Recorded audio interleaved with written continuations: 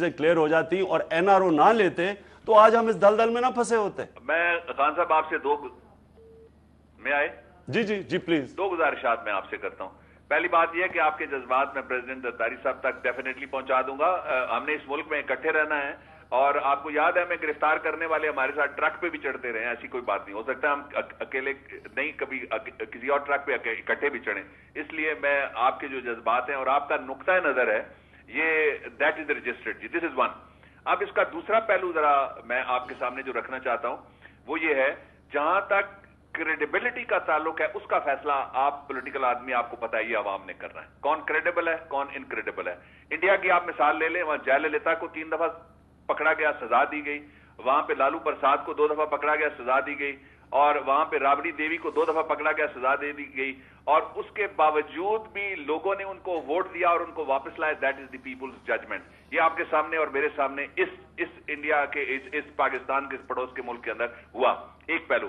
But second is let us decide once for all. मैंने अभी किसी दोस्त को ये कहा, मैंने कहा जी चलिए फिर बैठ जाते हैं।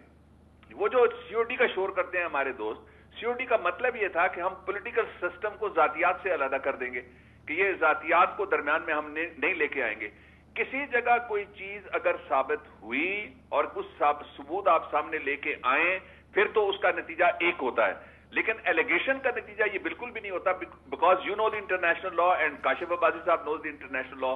Everybody is presumed to be innocent unless proven। लेकिन डॉक्टर साहब मैं यहाँ पे अगर आप मुझे एक मौका दें तो कन्विक्शन है जो मैं फिर जिसको कोई मैं गलत डॉक्टर साहब मैं भी है। देखिए डॉक्टर साहब जी ये देखिए आप जरा लंबी बात कर जाते हैं। पहले तो हमें इंडिया को मिसाल नहीं बनानी चाहिए। इंडिया में दुनिया के सबसे ज्यादा गरीब गुरबा लोग रहते हैं इस वक्त।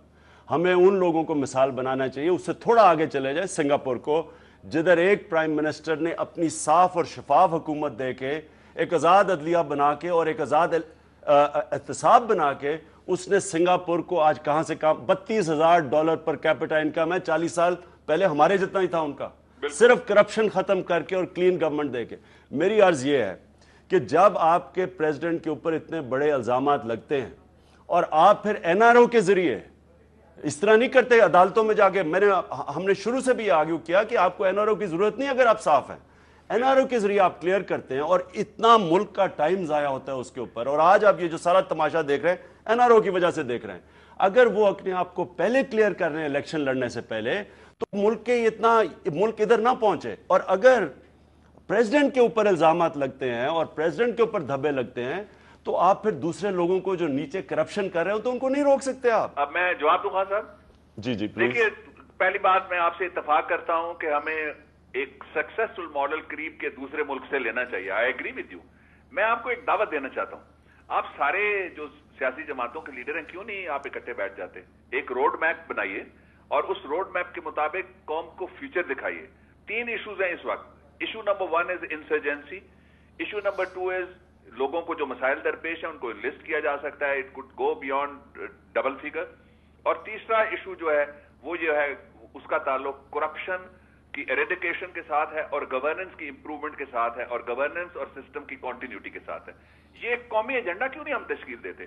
और डॉक्टर साहब अग्री करता हूं, एक मिनट डॉक्टर साहब आपको इस एजेंडे में आगे बात कर दूं ना। देखें डॉक्टर साहब ये एजेंडा, डॉक्टर साहब वजाहत कर दूं डॉक्टर बाबर, अगर ये एजेंडा हमने कामयाब करना है ना जी तो ओरिजिनल ये रिकंसिलिएशन के ऊपर आने से पहले ट्रूथ एंड रिकंसिलिएशन होनी चाहिए। पहले हम सच बोलें लोगों से कि जनाब, और मैं आपको यकीन दिलाऊं कि अगर यहां माफी मांग लेना कि जी हमारे से ये गलतियां हुई हैं, ये करप्शन हुई है, जो भी हुई है, आगे नहीं करते, मैं आपको यकीन बताऊं कि ये कौम इतनी मुखलिस है, ये फिर भी आपको मौका दे देगी आज आगे जाने का।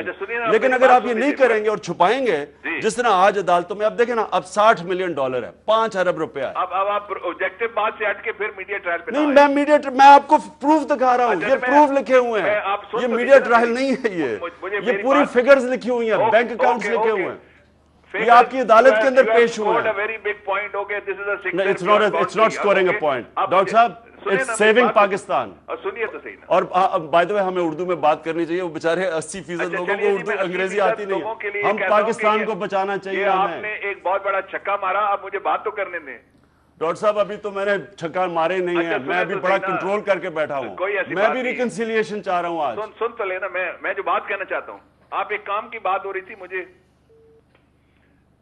میں آئی ٹاک ناؤ؟ جی میں سن رہا ہوں. جی میں جو گزارش کرنا چاہ رہا تھا وہ یہ تھا کہ یہ جتنی بھی گفتگو ہم کریں گے, یہ جتنا بھی ہم اپنا نقطہ نظر اس پہ زور دیں گے, اس کا نتیجہ پھر نکلے گا کہ اس کے ساتھ ہی کاشف عباسی خدا حافظ کہے گا اور کہے گا ملیں گے کل انشاءاللہ اسی طرح کے پروگرام میں. اس کا نتیجہ کیا ہوگا سوائے گفتگو کے کچھ نہیں.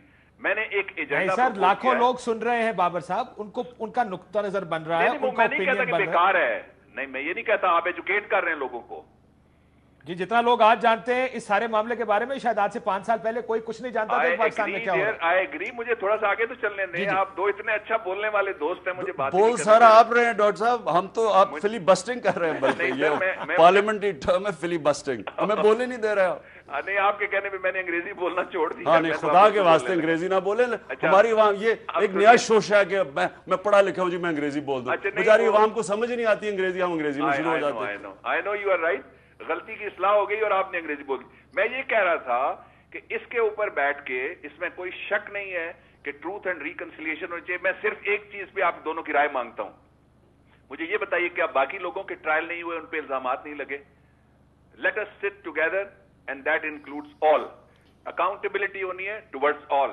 یہ آل کا مطلب مسلم لیگ نون کو بھی شامل کریں اس میں, ایم کیو ایم کو بھی شامل کریں؟ نہیں, آل کا مطلب آل ہے نا, سب آئیں جی. آل کا مطلب آل ہے. اگر آپ مجھے موقع دیں ڈاکٹر آل انکلوڈس ایوری باڈی. میں عمران خان صاحب سے پوچھوں, عمران خان صاحب کیا آل کا جو انہوں نے ذکر کیا, پہلے آپ جب شور مچاتے تھے کرپشن کا تو کہتے تھے آصف بینظیر بھٹو بھی کرپٹ ہے اور نواز شریف بھی کرپٹ ہے, اب آپ کا کرپشن کا فوکس صرف ایک طرف چلا گیا.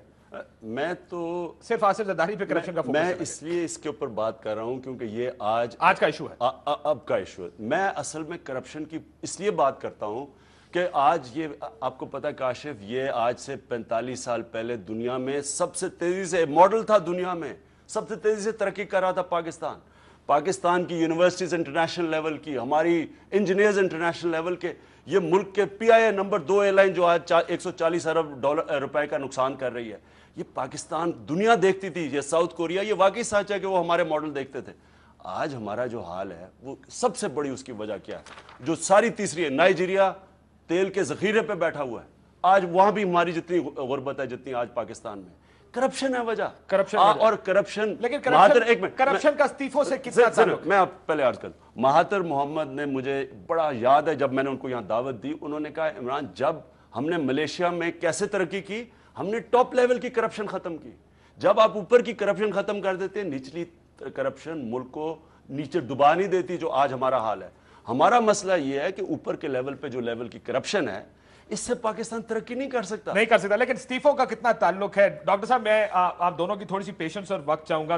تھوڑی دیر پہلے میں نے اعتزاز احسن صاحب سے بات کی, وہ جب وزراء کی بات آتی ہے تو کہتے ہیں اخلاق کی تقاضا یہ ہے کہ استعفے دے دیں, جب صدر کی بات آتی ہے تو وہ کہتے ہیں جی آئین کہتا ہے کہ ان کو استعفے کی ضرورت نہیں ہے. میں تھوڑی دیر اگر 3 منٹ کا وقت دے دیں, 4 منٹ کی گفتگو ہے اعتزاز صاحب سے اسی معاملے پر, وہ سنا لوں پہلے, اس کے بعد پھر میں آپ سے پوچھوں گا کہ خواجہ آصف صاحب نے بھی کہا کہ استعفیٰ دے دینا چاہیے صدر پاکستان کو. عمران خان صاحب آپ سے بھی پوچھوں گا کہ استعفیٰ کن کن کو دینا چاہیے, کیا اس طرح کے معاملات پر استعفے دیے جاتے ہیں یا نہیں. میں ذرا اعتزاز صاحب کی بات سن لیں, اس کے بعد پھر ہم چلتے ہیں ان دونوں کا نقطہ نظر جانیں گے استعفوں کے اوپر. اعتزاز صاحب کیا استعفیٰ دینا چاہیے نہ فائدہ اٹھانے والا؟ میں کاشف یہ سمجھتا ہوں کہ پاکستان پیپلز پارٹی کے وقار کے لیے بہتر ہے, اور یہ کوئی ایسی انہونی بات نہیں ہے. سول سرونٹ ایسٹا کوڈ کے تحت جس کے خلاف کوئی کارروائی ہو, ڈسپلنری یا کرپشن کی کارروائی شروع ہو, تو وہ سسپینڈ ہو جاتا ہے اور معطل ہو جاتا ہے, اور جب اس کا نام کلیئر ہو جائے انکوائری میں وہ بحال ہو جاتا ہے. تو یہ میں نہیں کہتا ہوں کہ یہ پارلیمنٹری پوزیشن سے استعفیٰ دیں. کوئی ایم این اے, سینیٹر, ایم پی اے کی سیٹ سے استعفیٰ نہیں, سرکاری عہدہ جو ہے. صدر صاحب کو بھی چھوڑ جانا چاہیے پھر؟ صدر صاحب کی حیثیت یہ ہے کہ ان پہ کوئی انکوائری کوئی ہو نہیں سکتی. اصل کورٹ نے اتنے بڑے بڑے اکاؤنٹ نکالے ہیں سوئس کورٹ کے, یہ کس کھاتے میں جائیں گے؟ پر صدر صاحب کو استثناء ہے. یہ آپ اخلاقیات کی بات کر رہے تھے نا؟ نہیں, اخلاقیات کی بات اور بات ہے, بالکل آپ نے بجا کہا ہے. لیکن میں یہ سمجھتا ہوں کہ ایک ایشو جو بنیادی ہوتا ہے یہ کہ کوئی اپنے متاثر نہ ہو سکے انکوائری پہ یا عدالت پہ یا اس تفتیش پہ, تحقیق پہ. آپ کہہ رہے ہیں صدر پاکستان متاثر نہیں ہو سکتا, اس پہ مقدمہ فوجداری چل ہی نہیں سکتا, تو اس نے متاثر کیا ہونا ہے. کیا کرنا ہے اس کو. آرٹیکل